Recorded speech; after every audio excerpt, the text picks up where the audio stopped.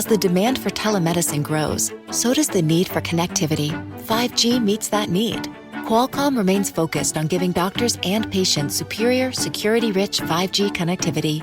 Learn more at qualcomm.com/inventionage. Support for this podcast comes from Progressive. What would you do with an extra $800? Buy a plane ticket? Pay down your student loan? Treat yourself to those shoes you've been eyeing. With Progressive, you could find out. Drivers who switch and save an average of $796 on car insurance. Get your quote online at Progressive.com and see how much you could be saving. National average annual car insurance savings by new customers surveyed who saved with Progressive in 2019.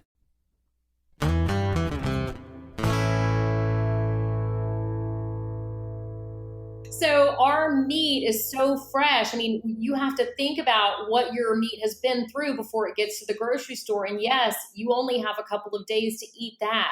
But our meat is so fresh. You have up to 45 days for most of our cuts in your refrigerator before you have to even think about freezing it.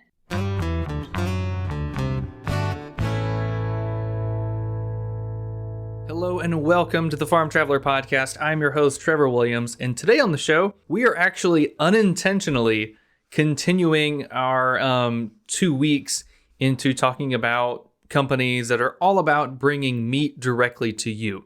So this week, we're talking with Boyd Farms Fresh. They are located here in Northeast Florida. So today we're interviewing, and you just heard from Suzanne Boyd, the daughter of our other guest, Alan Boyd. So they have a 7th generation family farm that's around the Florida-Georgia line, and they have now pivoted to delivering to consumers. So instead of shipping off their beef to a feedlot and then eventually to a processing facility where it is then distributed throughout the United States, they're doing all of that in-house. So they're doing this with the pandemic still going on. So they're trying to figure all that out. But they have created such a cool business model that I think is really going to be the future of agriculture. Because, I mean, which Alan talks about it in this episode, how the pandemic really showed some weaknesses with the pandemic because a lot of processing facilities were shutting down because of COVID. People were getting sick,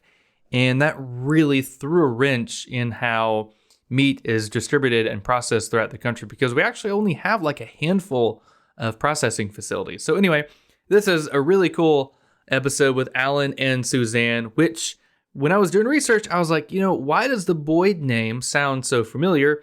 Come to find out, obviously, Alan is a former Florida and United States congressman. So that was really neat to find out. Super glad to have him and his daughter, Suzanne, on the show.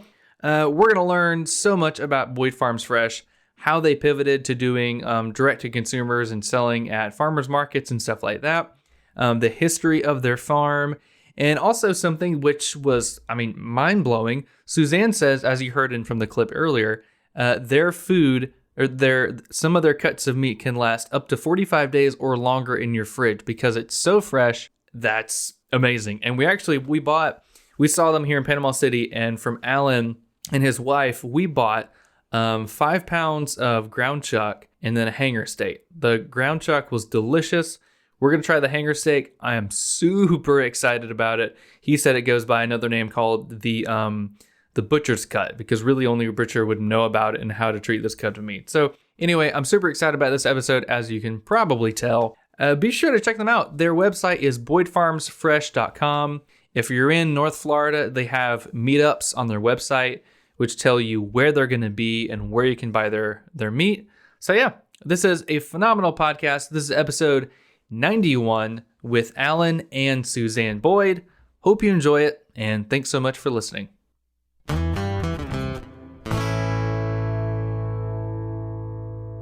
All right, well, Alan and Suzanne Boyd, welcome to the Farm Traveler Podcast. How are you guys doing? We're great. Doing great. Trevor, trying to get these farmers on in a technical situation on a podcast is not easy. We had some technical difficulties, but you guys figured it out. Alan, you're on. You're sounding good. So, it all worked out. Yes, it did. I had a little bit of help getting there from my beautiful daughter, Suzanne, but we got there. Hey, there you go. Family business. 24/7. She's helping you with the business and with getting on here. So whatever works. So you guys are with Boyd Farms Fresh, and my friend Gray Dodge actually told me about you guys. So real quick, tell me a little bit about yourselves, kind of your backgrounds, and kind of the whole start of Boyd Farms. Trevor, Suzanne, I was born and raised on this farm, and as Suzanne was too. She's the sixth generation on this same property, so her children are the seventh.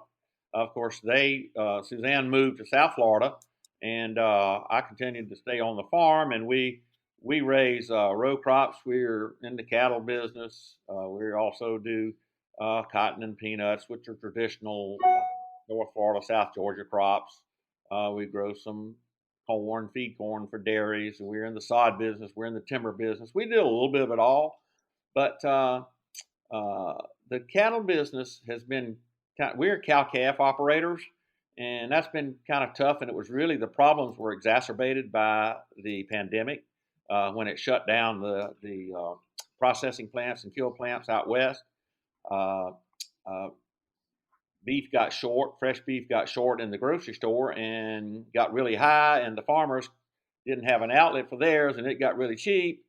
So my wife and Suzanne and the boys, we all talked about it and decided to try to pivot this operation into a farm to table, which is it's not an easy project for fresh beef because especially in this part of the country where there are very few kill plants, harvest plants for beef. So harvest and fabrication, that's the processing part too. So we went through the hoops and figured it all out. We joined an association of other cattle ranchers in Florida called the Florida Cattle Ranchers Association. And we contracted with a feedlot, which is the guy that owns it was a longtime friend and ally of mine, and he feeds the cattle in a sound, environmentally friendly, humane way, like we want them to be treated. And then that's all here in North Florida. And then from there, they take a 1 to 1.5 hour ride down to the processing plant down in Marion County, where they're harvested and processed. And then we take our little refrigerated truck, back it up, and load it, and take our meat to our customers. So that's basically what we're doing. We've just basically pivoted our cow-calf operation, where we used to take the calf off the mama, put it on a truck, ship it out west, somebody else would own it. We've decided to try to figure out how to do it all ourselves and keep ownership of the meat all the way into the customer's table. So basically, Trevor, we're shortening the supply chain. Before, when we sold off our cattle, it would go through 7 or 8 different owners before it got to your grocery store or your table. Now it's in our hands, or this association that we're in. It's about 2 hands, or 1 to 2 hands before it gets to your table. And we have a hand on that process the entire time. That's awesome. And that pivot that you guys are talking about is huge, because I've seen so many farms and ranches kind of get devastated by COVID. And so they're having to pivot, not just out of to be creative, but as a means to stay in operation. And so that's very cool that you guys were very quick to pivot. It's a win-win, because you're providing something fresh for the consumers, and you're making it kind of a little bit fresher for them and direct to their tables. So going off of that, what kind of research did you guys do before you decided to, we're going to kind of process it and then we're going to ship it to consumers ourselves? So what kind of research did y'all put into that before you decided to follow it? Well, we just did it. There you go. Trevor, I was going to try to be a little more diplomatic. Dad told me this idea in August, and by October, we had made the pivot. So it was pretty quick. Dad had been talking with some fellow ranchers in Florida who were already doing this. And so, I'm the type of person that, I don't do a lot of talking. I'm a doer. And so when Dad said, let's do it, I said, okay, let's make it happen. And we got the truck. We got the branding, the logo, the marketing, the social media, the website, and we got going in October. Well, hey, sometimes you just got to hit the ground running and kind of figure it out along the way. So that's pretty good. You guys just kind of decided to do it, and now you're doing it. And it seems like it's been pretty successful so far. What's kind of the response been like? The, the response has been actually better than I would have expected, because really didn't know what to expect. But the responses are that the quality and the freshness of the meat that we bring to our customers is unmatched.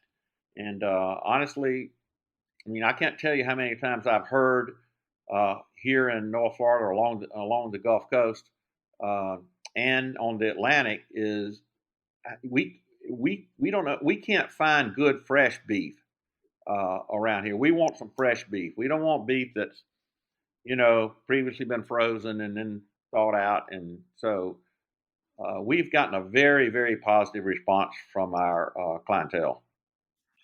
And the big thing with us, Trevor, is trying to educate our consumer about what they're getting. So many people have told me, we bought your meat and then we didn't eat it within a couple of days, so we froze it. And I'm like, no. So our meat is so fresh. I mean, you have to think about what your meat has been through before it gets to the grocery store. And yes, you only have a couple of days to eat that. But our meat is so fresh. You have up to 45 days for most of our cuts in your refrigerator before you have to even think about freezing it. And, that's one of our biggest challenges is just educating, our consumer what this meat is and why it's so different and why it's so much better for you. Yeah, that's crazy that, I mean, it lasts about 45 days in your fridge. I mean, I would say most consumers are like, "Oh, we'll buy some store-bought meat and it lasts maybe a week." So, I imagine kind of educating them on that has been super tricky. Yeah, because and I think that's the one thing that we've really honed on in the last month, because it really is important that our consumer knows, what's different about our process, what's different about our beef, what's different about our farm and the way we're doing business. And so, it's a learning process for us and for the people that are buying it. I can imagine. So Alan, how are things different now from when they were, I don't know, when you were younger and part of this sixth generation farm for you? I'm sorry, you're the fifth generation of that farm. Is that That's correct? correct. We could buy fertilizer for about $30 a ton now, and now then, and now it's $400 and $500 a ton. Or we could buy feed for uh, you know 20% of what we're paying now. It's just there's a lot there are a lot of differences, and you really it takes a lot of capital to do this. And if you mess up or have a disastrous year, you can blow it. You can get in bad trouble in one year. Whereas before, when I was growing up, it wasn't that we'd have good years, we'd have bad years, but you to really be careful now with the management of this. Everything is so expensive, and so it's just have to kind of stay on top of it. I'm as we Oh, I can imagine. Yeah, it's not most of your people. A lot of the people that you see your stuff, I presume, are in the rural areas, and they understand what we're talking about. Oh yeah, yeah, no, that's true. So are you guys kind of grass fed, grain fed? What exactly are your growing techniques for the cattle? Suzanne, you want to tackle that? You know that well now. You got that We now. we are pasture raised, grain finished. Um, we are not a grass fed, grass finished operation. Dad really believes that the beef is better. It tastes better. It's more flavorful. It has more marbling when you grain finish. And so that has always been our operation. And we weren't going to change really the way that we fed out our cattle. We really believe that our product in the end is the better tasting product. And listen, there's a market for grass finished beef. That's just not our market.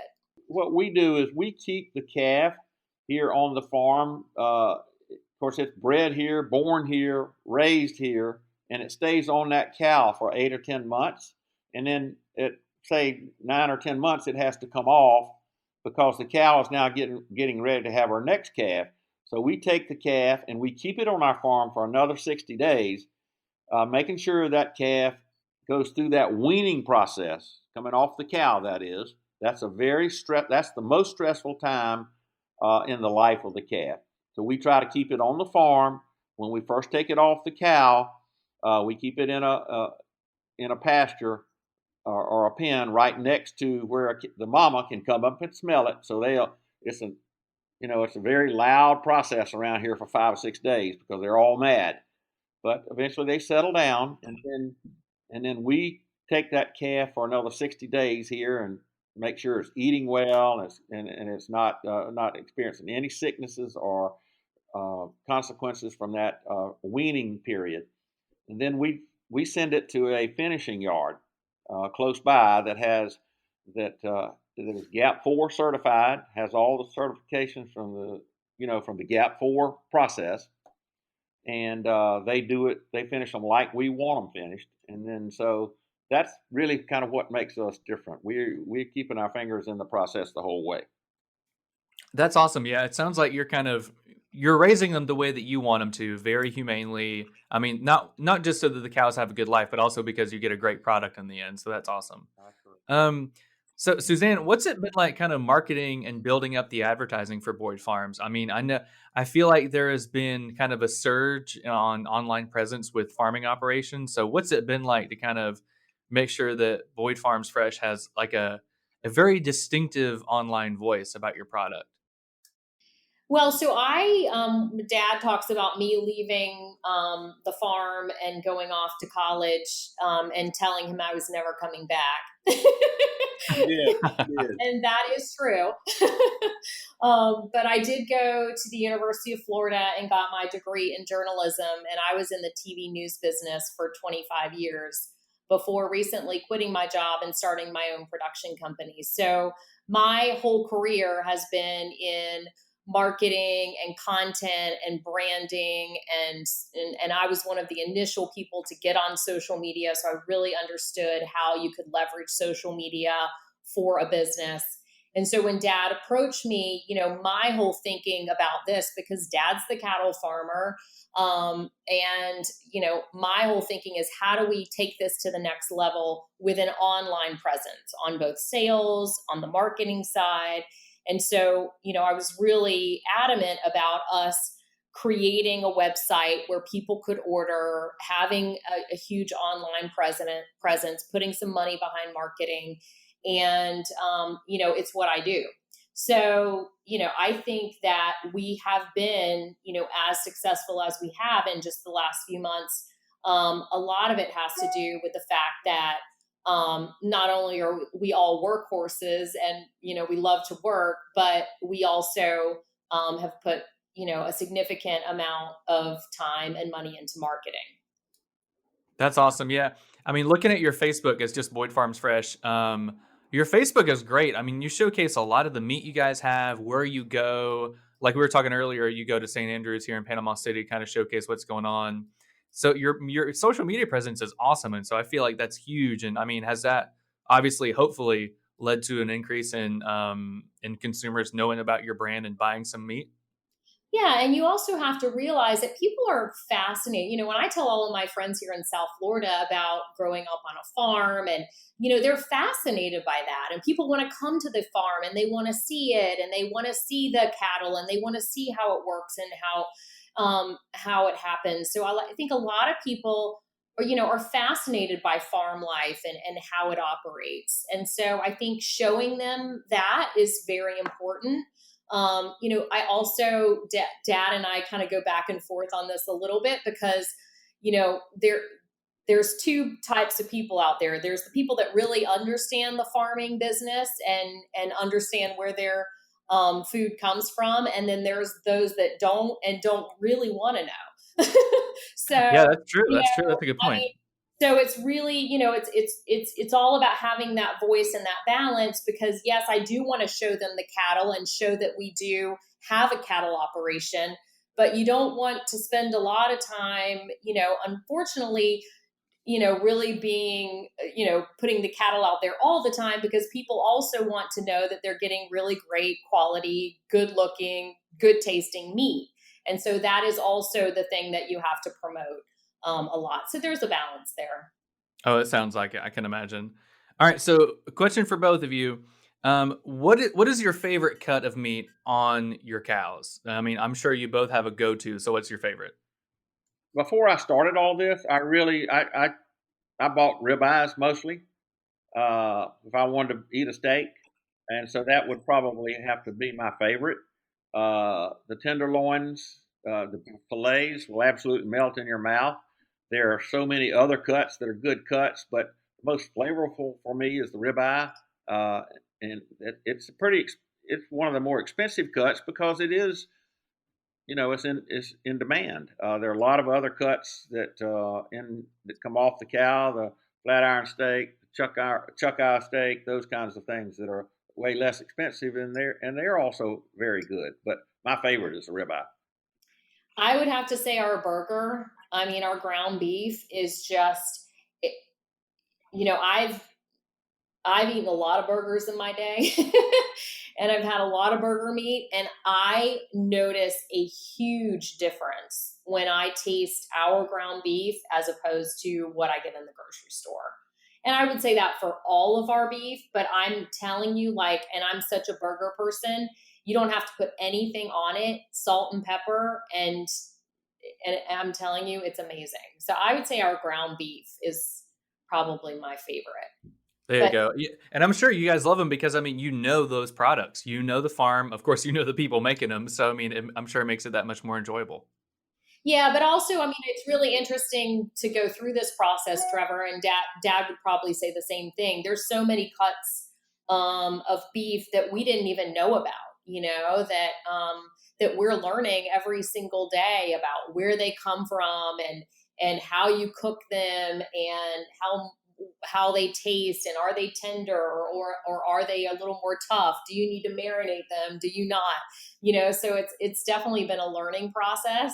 And we have so many cuts that you just will not find in the grocery store, like the chuck eye steak, which Dad was talking about, which is, known as the poor man's ribeye, because it's a quarter of the price, but it has that marbling and is, sort of similar to the ribeye. So there's cuts like that you just can't find in the grocery store. Suzanne talked about the ground beef, the hamburger. All the reviews we get, the responses from our clients, our customers, we get more raves about the ground beef than we do anything. And I think that's the thing and I think that's ground beef is once it comes out of the plant, it has the shortest shelf life, refrigeration shelf life of all the other cuts, and so that makes what we're doing with the freshness even more important and more critical, and more valuable to the customer. When it comes to like meat delivery services, I know a lot of people kind of think of the big brands like a Butcher Box or something like that. So, how are you guys trying to position yourselves to where, I mean, probably you're kind of going to be a niche market to where you're like, hey, people in North Florida, Georgia, here's our product. You know us, we'll know you. So, how are you trying to kind of differentiate from the larger box or the larger meat delivery companies to where you're like, hey, we've got a really good superior product? So, what's kind of the thought process there?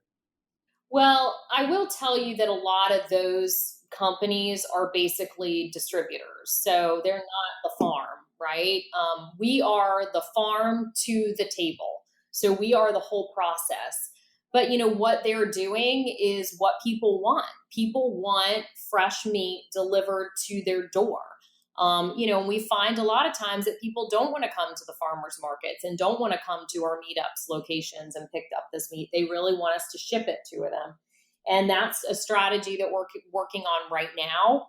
I am committed to figuring out how we can ship fresh meat. It's a little tricky, but it's doable. And, I think that what we offer is different from those products because we are the farmer too, you know? Yeah, that's a very good point. I mean, most of those big box brands, I mean, like you said, they're just distributors. They're not farmers. Sure, they work with the farmers, but I mean, you guys are the farmers. You are the distributors, so you're really making it. It's a very true blue farm to table movement, what you guys are doing, and that's super cool. Yeah, I think if you do a little research on, I'm not saying on all, but on some of the big box brands, you'll find you'll find that their meat comes from way, way, way away, far, far, far away. You know, and that's not what we're into. We're into taking our product off the farm, and we want to include other farmers and ranchers in the Florida area too. Taking it off the farm, uh, getting all the work done to get it ready to come to a customer uh, without ever having gone out of the state of Florida, for instance, in this case. Gotcha. Yeah, that's awesome. I mean, and a lot of people don't know. I mean, Florida's got a lot of ranches. I mean, I've been to Deseret Ranch down in South Florida, and there's like a new Deseret Ranch up here in North Florida too. And there's so many cattle operations in Florida, and people don't really realize it. They just think it's beaches and Disney World, but there's also a lot of ag and a lot of cattle ranches here in Florida, which is kind of surprising. Well, that's right. And Florida's, I think, number two or three, three or four in the country in terms of total cattle. But most of those cattle, Trevor, are part of cow calf operations. They're not feeder cattle or feedlot cattle. So traditionally, what has happened is just like we did for years and years and years. The calf would be ready to wean. We'd put it on a truck and ship it out west someplace to go through the rest of the process. That's what we're not doing anymore. We're just going to do it here. There are lots of reasons, and I could go into them, economic reasons why it had to be done that way before, but we're going to make this work because the advantage to the consumer is unbelievable in terms of freshness and I mean, and quality you're of, also of not product that it receives. spending, the time or the energy. It's better for the environment if you're not shipping cattle across the country. It's better for the cattle because they're not getting stressed out being in a truck for days on end. And so it's better for everyone. Shortening the supply chain is not putting anyone out of business. It's a better thing for all of us if we can shorten these supply chains. Oh, exactly. Yeah. I mean, you're supporting the farmer because more money is going to them. You're getting a fresher product. You're helping the environment. So really, it's a win-win. I mean, and especially like you guys were mentioning earlier, COVID kind of threw a wrench in the gears. I mean, because we had a lot of processing facilities shut down because there's only so many of them, and so there was a huge shortage in meat and meat processing. So things like this are definitely going to be a game changer, which is phenomenal. Um, so Alan, quick question for you.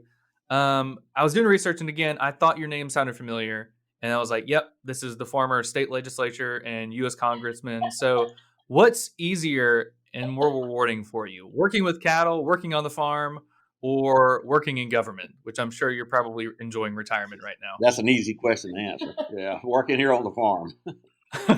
and having Oh, I can imagine. Probably a lot less stressful. yeah, and having a wonderful partner like Suzanne and and the other family members that are in this, my wife, uh, my son, they're all involved in it with me, and having them and getting in that relationship, business relationship with them has just been a joy for me, and one of the things that one of the reasons I did this, honestly. There you go. That's awesome. Yeah. Well, I mean, what kind of pressures are you facing? I mean, you guys are a seventh generation farm, which is awesome. I mean, you don't hear a lot about seventh generation farms now. I mean, because a lot are shutting down. So, I mean, I'm sure that's enjoyable, but I mean, are there also some pressures there that you want to continue it and eventually have it be an eighth generation farm, ninth generation farm? Yeah, and that's probably the biggest pressure is that generational transfer, and that's a discussion that we're having as we speak because obviously you heard Suzanne talking about having been in business 25 years herself, and she's my daughter, so you can do the math. You know that my hair is not red or brown, so Yeah, but Dad, it's been so gray since you were 25, so don't use that as an excuse. I can imagine. So, what are some of the biggest thoughts you guys have on the farmer consumer relationship? I mean, I know there's a lot going on. some consumers don't really know what's going on to a farm, but I've seen more and more farmers start to use social media like you guys to kind of get their message out there. So what do you think about the farmer consumer relationship right now? I think it's I think it's people are becoming much more aware of where their food is coming from, who is growing and raising their food. They've become a lot more savvy, consumers have. And, I can't tell you how many people come up to our booth and want to know the whole process. So, and that makes us feel good because, those are things we want to be talking about. I think it's important that we all know where our food comes from, and that piece of meat that you're buying in the grocery store, what did that cow have to go through to give its life for you? I think that's an important conversation to have. I buy all free range, cage free eggs now, and I didn't 5 years ago because I'm now a more savvy consumer and want to make sure that the animal that I'm eating was, lived a happy life. So I think that that's important for people. Alan, what do you think about the farmer consumer relationship? Well, I think that a lot of the people that come to our table, if we go set up in a market and working out of right now we're working a lot out of a refrigerated truck in the markets. Now Suzanne's talked about shipping and storefronts, and we're doing that. We're going to do those things. But a lot of people come up to the table and they'll say, "Okay, so you got fresh beef. So where do I have to go to get it? Are you going to ship it to me? Are you going to deliver it to me, or what?" I said, "No, sir. It's sitting right on that truck right there." So and I have yet to see at a market that we have been to anywhere. We've been all along the Gulf Coast, and we've been down on the East Coast in Palm Beach area. I have yet to see another grain finished, fresh meat vendor there. They just and I think that says it all. If it was easy, a lot of people would be doing it. So Suzanne and what she's doing here is she's breaking new ground, and I'm going to predict that pretty soon there'll be lots of folks running up and down the road figuring out how to do this. I got a storefront with Florida raised, pasture raised, grain finished, fresh beef in it. And it won't be something that was shipped out from Iowa or Kansas or St. Louis or someplace. It'll be something that was raised here and is coming to the consumer, to the Florida consumer, fresh, and that's new. Yeah, and most people that are selling meat or beef at these markets, it's frozen. It's not a fresh product. So it's a very different market than what we're doing. But yeah, I think Dad's saying is, there's a lot of cattle ranchers, especially here in Florida, that are talking about, how do we do this? How do we all support each other and, come together and, shorten the supply chain and get our product to the people that want it. Yeah, no, those are all good points. And I can't wait. My wife and I, we were talking earlier, we go to that St. Andrews market, and the next time we go, we're going to look for you guys and get some of your meat. We're super excited for that. And I think especially in the COVID age, I've seen kind of a rise in popularity of those markets where people want to go and they just want to buy local, they want to buy fresh, something that is going to be healthy and it's not going to have touched a lot of hands and throughout the whole distribution process.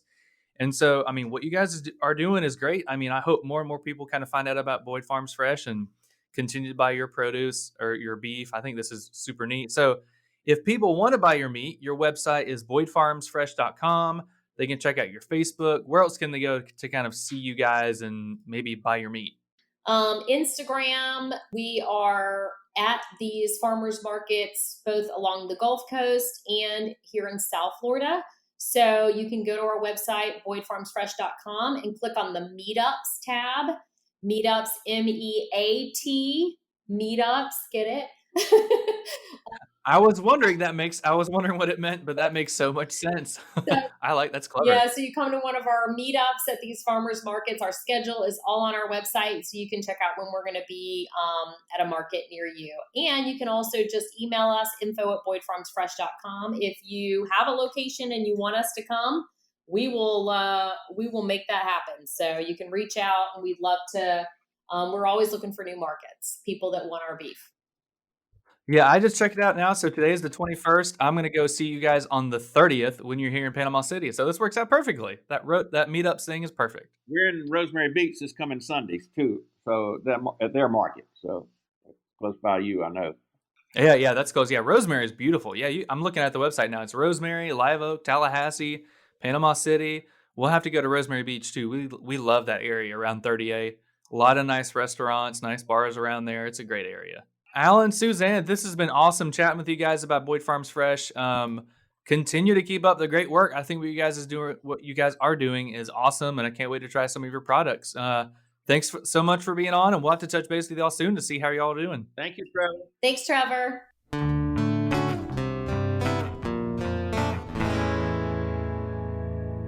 Again, our guest today was Alan and Suzanne Boyd from Boyd Farms Fresh. You can find them at their website at boydfarmsfresh.com.